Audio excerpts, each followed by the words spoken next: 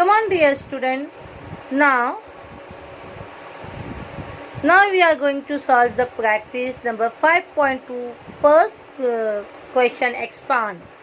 In expand, I am going to solve second question, 7x plus 8y the whole cube.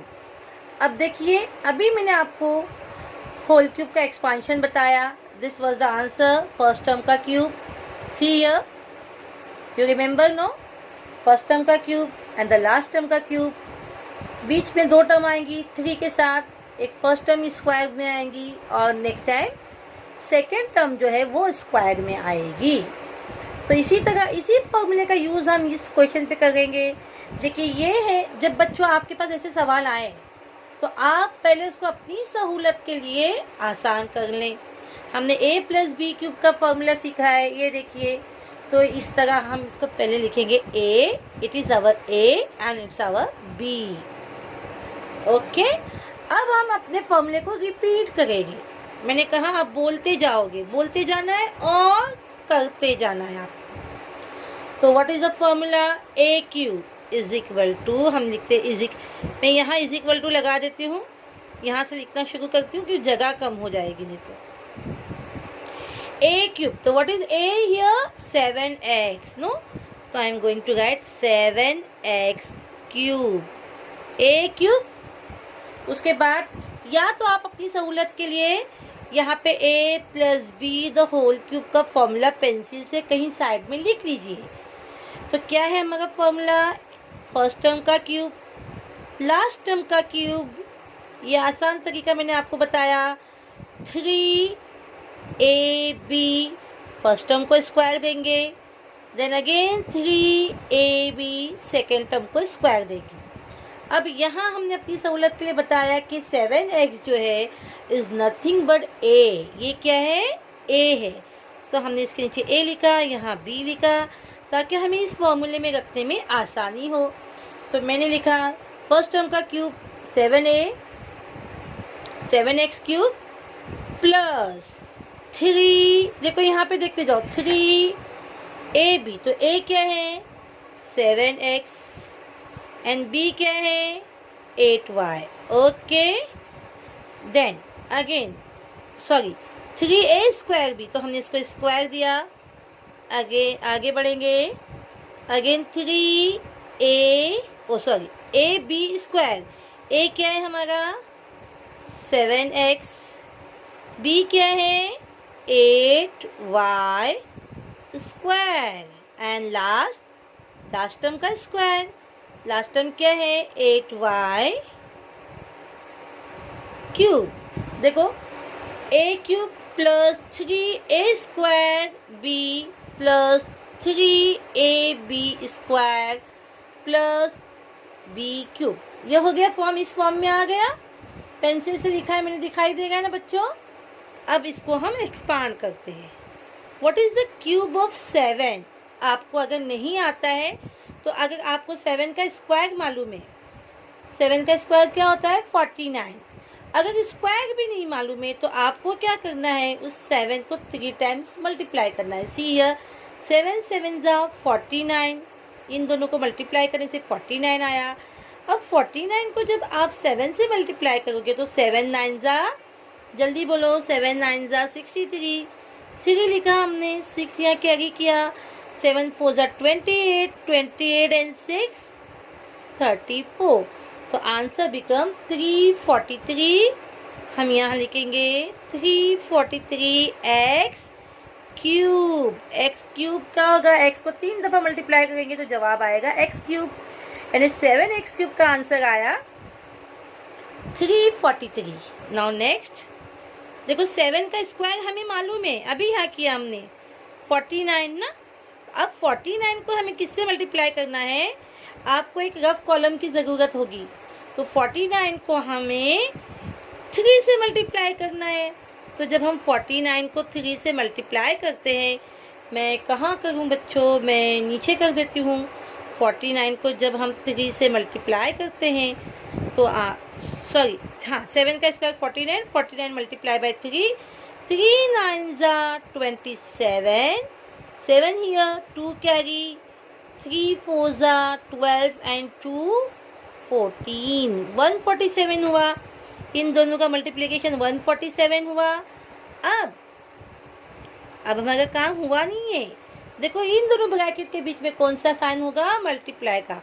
तो ये 147 जो है वो 8 से भी मल्टीप्लाई होगा। तो again we will multiply here. 8 7 56, 5 हमने लिया, हासिल में आया, यहाँ पे लिख देती हूँ मैं कहीं साइड में।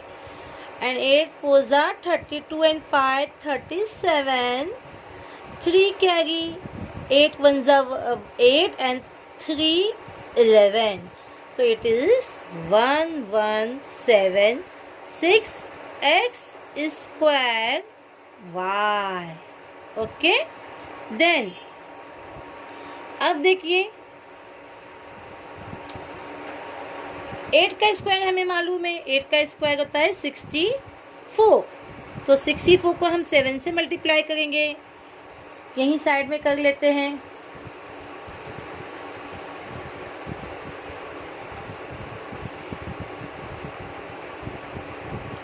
Seven 4 28 and 7 6 42 and 2 44। इन दोनों का मल्टीप्लिकेशन हो गया। 64 कहाँ से आया बच्चों, 64 8 का स्क्वायर है। ओके, 64 इन दोनों का मल्टीप्लिकेशन कितना हुआ, 4 4 8। अगेन 3 से मल्टीप्लाई करना है। चलो 3 से अब मल्टीप्लाई करेंगे हम इसको।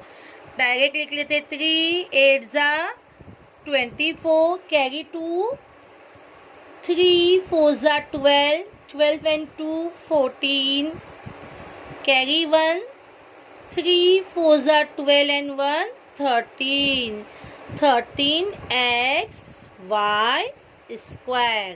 ठीक है, एंड प्लस 8 क्यूब। 8 का जो स्क्वायर था कितना था, अभी हमने यहाँ देखा था 64। तो 64 को एक और 8 से मल्टीप्लाई करते हैं। चलो यहाँ करके देखते हैं कितना आता है।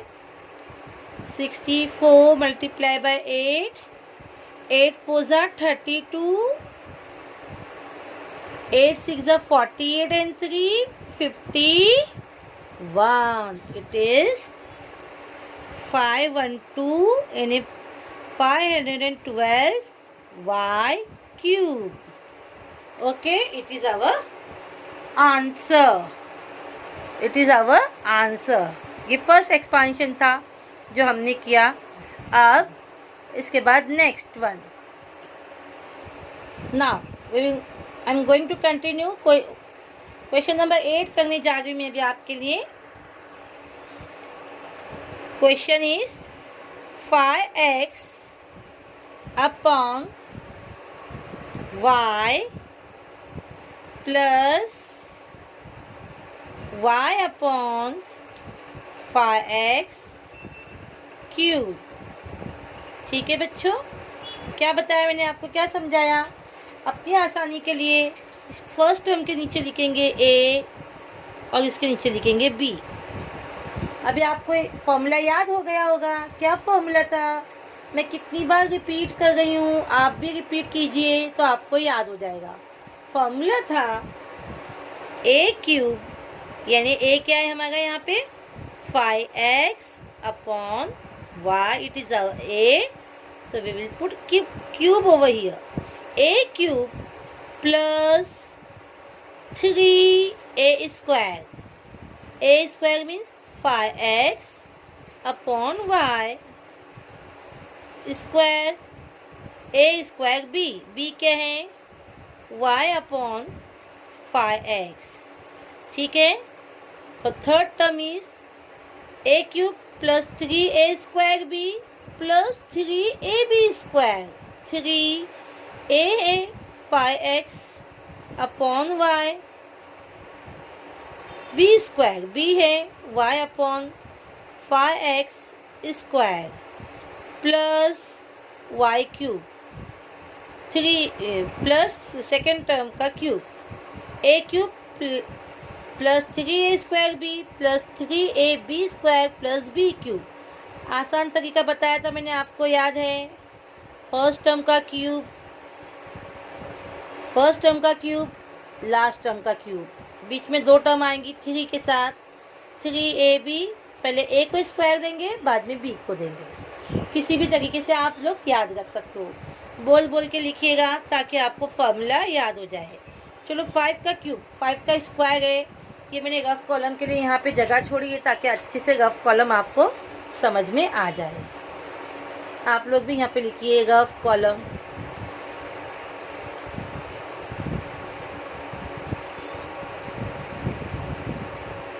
ठीक है, 5 का स्क्वायर कहा था ना मैंने आपको याद करने, स्क्वायर 5 का स्क्वायर होता है 25, है ना। इसकी जगह पे 25 को when we multiply 25 by 5 the answer become 125।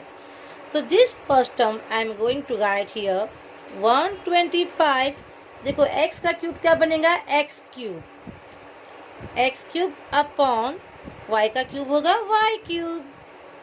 Okay, now what is the square of 5? 25। तो ये 3 तो है, इसको मल्टीप्लाई तो करना है, पहले इसको देखो ये 25 बना। अब 25 को हम 3 से मल्टीप्लाई करेंगे, when we multiply 25 by 3 answer become 75। 25 1 जा 25, 25 2 जा 50 एंड 25 3 जा 75। तो 75 लिखा, एक्स स्क्वायर है तो एक्स स्क्वायर का एक्स स्क्वायर लिखा, अपॉन ये y का भी स्क्वायर होगा क्योंकि ये स्क्वायर इस पूरी टर्म का स्क्वायर है। ओके बच्चों, तो हमने लिखा y स्क्वायर। आगे देखो यहाँ पे ये भी जो है इसके साथ मल्टीप्लाई होगा, तो हम इसको y लिखते हैं और 5x ऐसे ही लिखते हैं। अब यहाँ देखते हैं, चलो आगे बढ़ते हैं। 3 5 जा 15, है ना, तो ये हुआ 15x अपॉन y। अब y का स्क्वायर इसमें देखो, इसमें है y का स्क्वायर y, और 5 का स्क्वायर बनेगा 25, x का स्क्वायर बनेगा x स्क्वायर। ओके बच्चों, प्लस मैंने पर्पसली ये क्वेश्चन लिया है अपॉन वाला ताकि आपको समझ में आ जाए। प्लस y का क्यूब होगा y क्यूब अपॉन 5 का क्यूब अभी हमने देखा था यहाँ पे 125, तो यहाँ हम लिखते हैं 125। अब हमें सॉल्व करना है आगे। अब देखो ये टर्म तो ऐसी रहेगी 125 x cube upon y cube. अब चलिए हम आते हैं इस टर्म के पास। इस टर्म में हमारे पास 2 टर्म है ना, तो इसमें से इनके बीच में मल्टीप्लिकेशन है और डिवीजन भी है, तो जो कैंसिल होता है उसको हम कैंसिल करेंगे ताकि हमारी टर्म जो है वो सिंप्लीफाई हो जाए, मुख्तसर हो जाए। तो देखिए हम कैंसिल करते हैं इसको। ये जो हमने प्रॉपर्टी सीखी है यूनिट पे, इसके फाइ है, ये भी फाइ है, इसका मतलब है 75 जो है फाइ के टेबल से डिवाइड होगा। तो 5 1 जा 5 एंड यहाँ पे भी 5 1 जा 5, और 7 में से जब 5 जाता है तो ये 2, इट बिकम 25। 5 5 जा 25, 15 आया। साथ ही साथ देखिए बच्चों यहाँ पे x है, यहाँ x स्क्वायर है, तो इसमें 2 x है ना, x इंटू एक्स करके 2 x है और इसमें 1 x है, तो हम इस 1 x को यहाँ के x से कैंसिल कर देंगे, तो ये कैंसिल हो गया और यहाँ बचा सिर्फ 1 x। कितना बचा बच्चों? Only 1 x। Like this here also y square means we have 2y। कितने y है हमारे पास? 2y, और यहाँ पे 1 y है, ये कैंसिल हो गया 1 y से, यहाँ सिर्फ y बचा। तो I am going to write what is remaining over here 15x upon y only. ठीक है, now proceed to the next term. आगे बढ़ते हैं, आसान तरीका बता रही हूँ आपको। देखो 5 के टेबल से दोनों कैंसिल होते हैं, 5 3 जा 15, 5 5 जा 25। ये 2 x है, ये 1 x है, कट गया। इसी लाइन को आगे बढ़ाओ, 10 लाइन काटने के लिए नहीं बनाना, उसका एकदम खिचड़ी बन जाता है, फिर ये कट गया है ना। 2 x में से 1 x इसके साथ कट गया, अब 1 ही बचा, यहाँ पे लिख दिया मैंने। 2 y में से 1 y कट गया, 1 ही बचा। तो what is remaining over here 3y upon what upon 5x का 5x। है ना। ये जो बचता है इसको हम आपस में क्या करते हैं, मल्टीप्लाई करते हैं। Plus y cube upon 125 is our answer. ठीक है, ठीक है बच्चों, और ये हमारा आंसर होगा। चलो आंसर को मैं ऐसा बॉक्स बना देती हूँ ताकि आपको समझ में आए कि ये हमारा, ये थोड़ा लाइन मेरी वो हो गई है, तो मैं एक काम करती हूँ, आंसर यहाँ पे एक बॉक्स में लिख देती हूँ। व्हाट इज़ आवर आंसर, यही लाइन है जो हमारा आंसर है। तो क्या हमारी line 125x cube upon y cube plus 15x upon y plus 3y upon 5x plus y cube upon 125, it is our answer. आपको समझ में आया बच्चों? इस तरह आपको फॉर्मूला रख के, फॉर्मूले का यूज़ करके, बोल बोल के आपको ये सॉल्व करना है। चलिए अब बाकी तमाम सवालात इसी फॉर्मूले पे जो अभी हमने सीखा a + b the whole cube का फॉर्मूला। अब सिर्फ एक मैं हिंट देती हूँ आपको, होमवर्क है। क्वेश्चन नंबर 5 में देखिए, क्वेश्चन नंबर 5 में 101 दिया है ना, द होल क्यूब। हमने स्क्वायर का जब टर्म किया था तब देखा था, इसको हम स्प्लिट करते हैं, तोड़ते हैं। इसको हम लिखेंगे, हमारे पास दो टर्म तो है नहीं, जो क्यूब वाला फॉर्मूला है a + b the whole cube, उसमें बाइनोमियल थे, दो टर्म थे। तो हमें क्या करना है, इसको तोड़ देना है। तो हम आसान वे से तोड़ेंगे 100 + 1। अब ये दो टर्म हो गई। अब इसी फॉर्मूले को इस पे रख के तुम इसको सॉल्व करोगे and you have to complete exercise number 5.2, it is your homework. Okay, homework. Thank you dear student.